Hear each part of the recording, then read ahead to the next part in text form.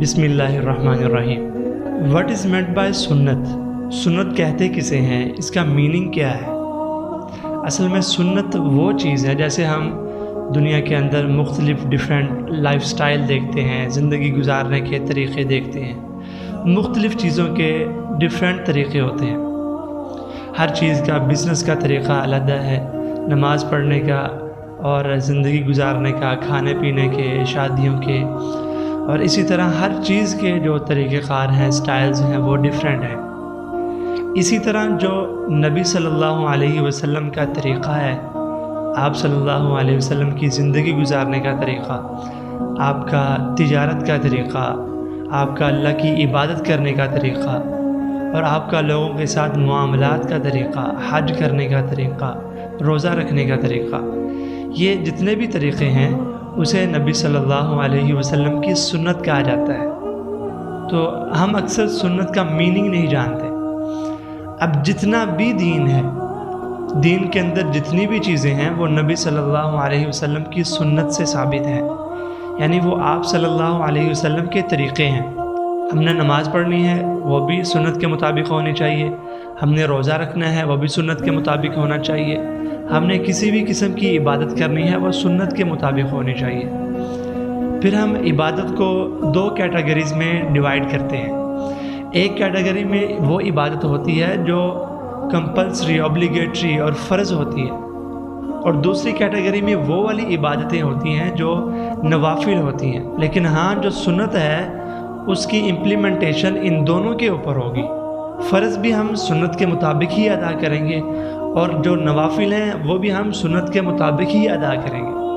ہاں، کچھ نفل نمازیں ایسی ہیں جس پر نبی صلی اللہ علیہ وسلم نے ہمیشگی اختیار کی ہے، جن کی تاکید فرمائی ہے، تو ان کی جو ویلیو ہے دوسری نفل نمازوں سے یا نفل کاموں سے زیادہ ہوتی ہے۔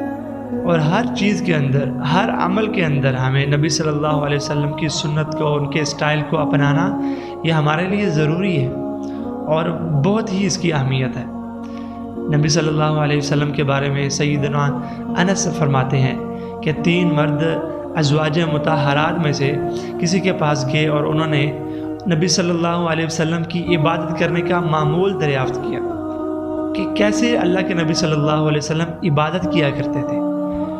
تو جب انہوں نے سنا کہ اللہ کے نبی ایسے ہی عبادت کرتے تھے تو پھر وہ واپس آئے اور انہوں نے سمجھا کہ ہم نبی صلی اللہ علیہ وسلم سے زیادہ عبادت کریں گے، کیونکہ آپ صلی اللہ علیہ وسلم کو تو اللہ نے ہر گناہ معاف کیا ہے، اور آپ معصوم عن الخطا ہے، معصیہ ہیں، آپ گناہ نہیں کرتے۔ ہمارے گناہ زیادہ ہیں، ہمیں ضرورت بھی زیادہ ہے، ان کا تو مقام زیادہ ہے، انہیں ضرورت نہیں ہے۔ تو ایک نے کہا کہ میں کبھی بھی اپنی زندگی میں نکاح نہیں کروں گا، ہمیشہ میں ایسے ہی عبادت میں رہوں گا۔ نکاح کیا تو ذمہ داریاں زیادہ ہوتی ہیں، تو میں عبادت سے دور ہو جاؤں گا۔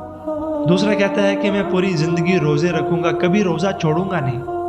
اور تیسرے نے کہا کہ میں رات کو سوؤں گا نہیں، اور ساری رات اللہ کی عبادت کروں گا، نماز پڑھتا رہوں گا، قیام کروں گا۔